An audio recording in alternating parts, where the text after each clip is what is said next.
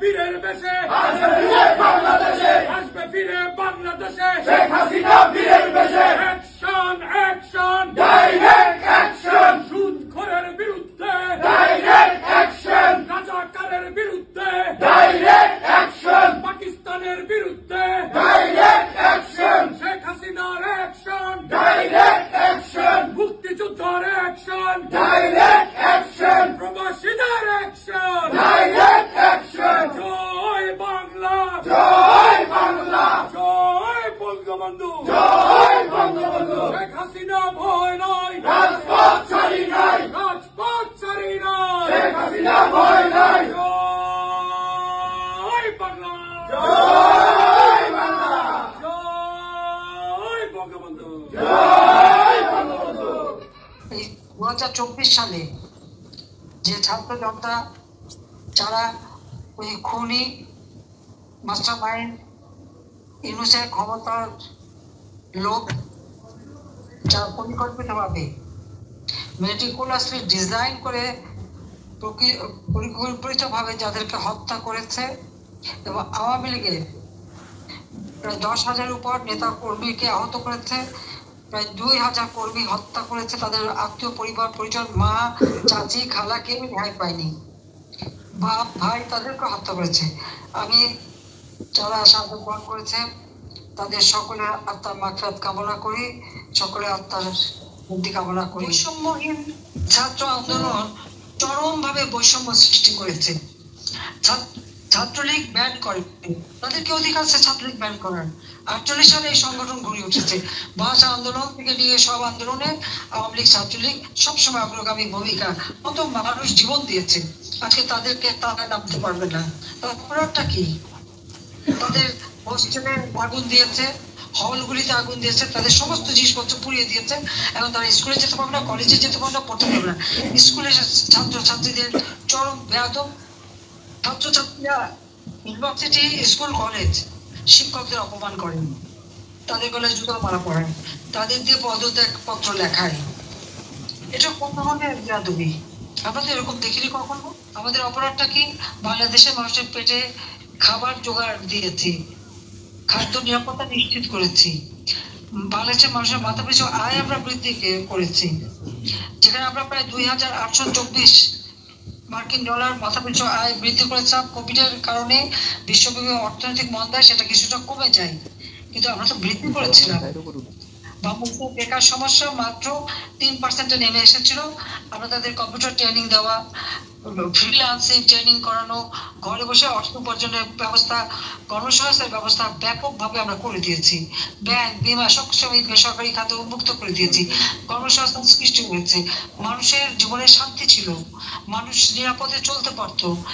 আজকে metro rail এক্সপ্রেসওয়ের নিজস্ব অর্থায়নে পদ্মা সেতু নির্মাণ এবং আরো সেতু নির্মাণ হচ্ছে, যমুনা নদীতে রেল সেতু নির্মাণ হচ্ছে, কুড়িগ্রামের সাথে গাইবান্ধা সেতু জিনিস এসব এরকম আরো একই দিনে একই সাথে 100টা সেতু উদ্বোধন করেছি, একই সাথে একই দিনে 100টা সড়ক উদ্বোধন করেছি। সেইভাবে যোগাযোগ ব্যবস্থার উন্নয়ন, খাদ্য উন্নয়ন, দেশের ব্যবসা বাণিজ্য এবং এখানে বিনিয়োগ সৃষ্টি করে বাংলাদেশকে সারা বিশ্বে একটা সম্মানজনক অবস্থায় নিয়ে এসেছিলাম। আমাদের প্রবাসীরা এয়ারপোর্টে তাদের কোনো অসুবিধা যাতে না হয় তার জন্য সার্বিক ব্যবস্থা আমরা করি। যদিও আমরা করে দিয়েছি, আমাদের করা কাজ আবার যেটা আবার ক্রেডিট নিতে যান 2 দিন ক্ষমতা আসতে না আসতেই অন্যের কাজ চুরি করে নিজের কাজ হিসেবে দেখানো, এটাও এদের একটা স্বভাব। কাজে আমি এটা বলবো যে আজকে আমাদের কথা খুব স্পষ্ট যে আওয়ামী লীগ এবং সহযোগী সংগঠনের নেতা কর্মীদের যাদের হত্যা করা হয়েছে তার বিচার করতে হবে। বাড়িঘর লুটপাট করা হয়েছে, অফিস আদালত, ব্যাংক সবকিছুতে আগুন দেওয়া, এমনকি হোটেল হাসপাতাল কিছু বাদ দেয়নি, সব আগুন দিয়ে পুড়িয়েছে। যারা পুলিশ হত্যা করেছে তাদের বিচার করতে হবে। আমাদের আওয়ামী লীগ নেতা কর্মী সহ সংস্কৃতি কর্মী, সাংবাদিক যাদের বিরুদ্ধে মিথ্যা মামলা দেওয়া হয়েছে সমস্ত মামলা প্রত্যাহার করতে হবে। আর লুটপাট যেখানে করা হচ্ছে ওই লুটপাটের মালামাল কোথাও সব খুঁজে বের করতে হবে, হামলা মামলা বন্ধ করতে হবে। ব্যবসায়ী, সাংবাদিক, সাংস্কৃতিক কর্মী, পেশাজীবী এদের বিরুদ্ধে মিথ্যা মামলা দেওয়া হয়েছে। সমস্ত মামলা প্রত্যাহার করতে হবে। সাংবাদিক সহ, সাংস্কৃতিক কর্মী সহ, রাজনৈতিক এবং ব্যবসায়ী যাদেরকে গ্রেপ্তার করেছে সবাইকে মুক্তি দিতে হবে। এবং সরকারি কর্মকর্তা কর্মচারী হয়রানি করা হয়েছে, তাদের চাকরিচ্যুত করা হয়েছে, তাদের বিরুদ্ধে মামলা দেওয়া হয়েছে, অনেকে গ্রেপ্তার করা হয়েছে, অনেকে ওএসডি করা হয়েছে।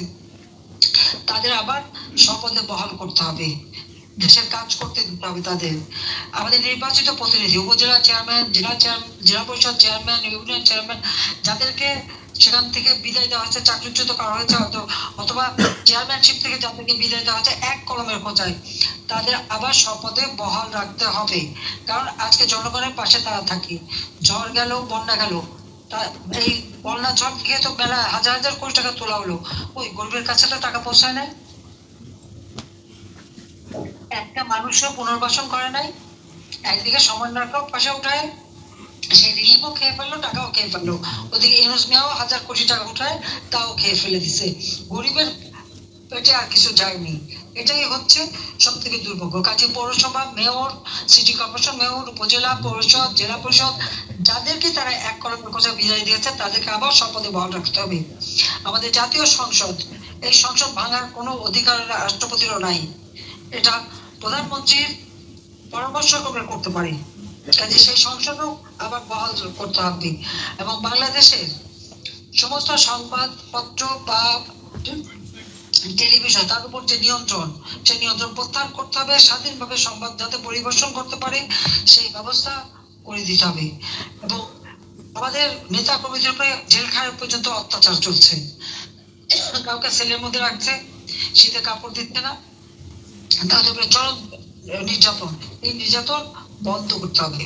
যারা এই 15 জুলাই থেকে আওয়ামী লীগ, পুলিশ, সংখ্যালঘু, এদের হত্যা, অগ্নিসংযোগ, যত রকমের অপরাধ করেছে, আমাদের মানে সেই ডক্টর ইউনূস সাহেব সুদখোর, সে তাদের মাফ করে দেবে, মাফ করে দিয়েছে এবং তাদের জন্য ইন্ডেমনিটি অর্ডিন্যান্স জারি করেছে, দায় মুক্তি দিয়েছে।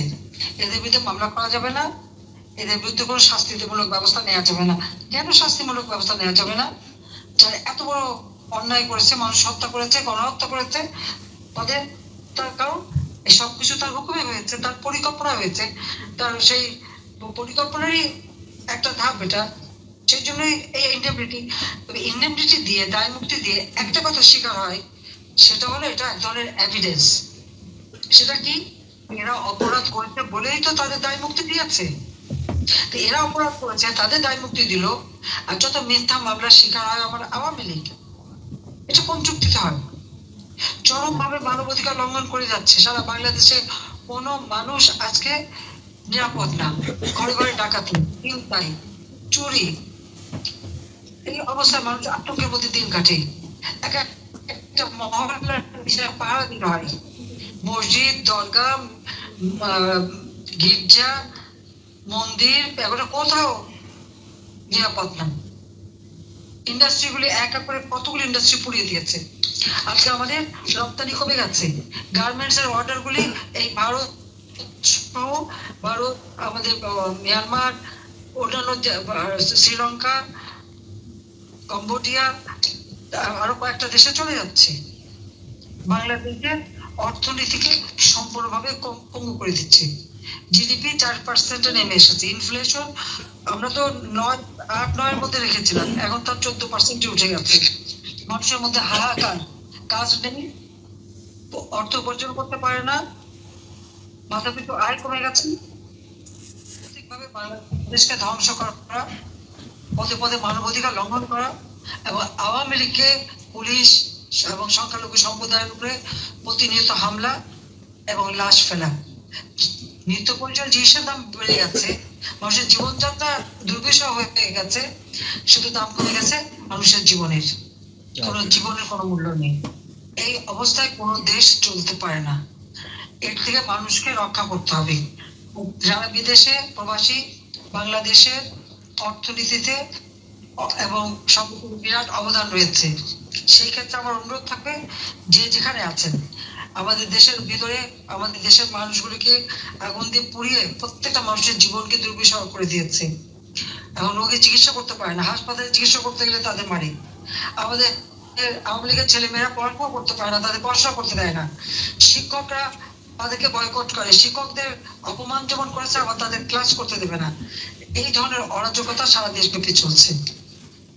কয়েকদিন আগেও পিটি 10 জন ছাত্রকে হত্যা করলো, তাদের লাশটা পর্যন্ত দেয় না, একটা মামলা তার পরিবার করতে পারেনি, অথচ তাদেরকে কিন্তু পিটিয়ে পিটিয়ে হত্যা করেছে। সে ন্যাশনাল হসপিটালের সামনে এবং শরদীয় কলেজের ওইখানে, তারপর যে মোল্লা মেডিকেল কলেজ সেখানে, সব 10 জন ছাত্রকে পিটিয়ে হত্যা করেছে। এই অরাজকতার থেকে দেশকে বাঁচাতে হবে, কারণ মানুষের ন্যায় বিচার পাওয়ার অধিকার নাই। কাজে তার প্রত্যেকটা মানুষের জীবন আজকে দুর্বিষহ করতেছে এবং মিথ্যা মামলা দিচ্ছে। সবচেয়ে বড় কথা, আমরা যুদ্ধাপরাধীদের বিচার করার জন্য যে ইন্টারন্যাশনাল ক্রিমিনাল কোর্ট গঠন করা হয়েছিল আইসিটি, এখন আমাদেরকে সেইখানে আমাদের নাকি বিচার হবে কেন? আমার বিরুদ্ধে তো প্রায় 250 মামলা দিয়েছে, হত্যা মামলা। তো আমি যাদের হত্যা করেছি তাদেরকে শহীদ হিসেবে ঘোষণা দিয়েছে, আবার সেই শহীদদের মধ্যে 35 জন আবার জীবন্ত হয়ে ফিরেও এসেছে।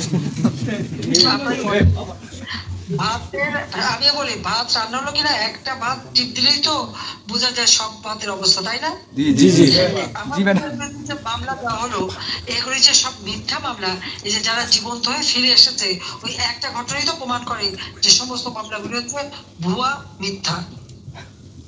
হাজার হাজার আওয়ামী লীগের কর্মী 30,000 মামলা দিয়েছে, তার মধ্যে সবগুলো হত্যা মামলা, কয়েক লক্ষটা আসামি। এবং আমরা আওয়ামী লীগ বুদ্ধিজীবী দিবসে শ্রদ্ধা জানাতে যেতে পারবো না, আমাদের যেতে বাধা দিচ্ছে।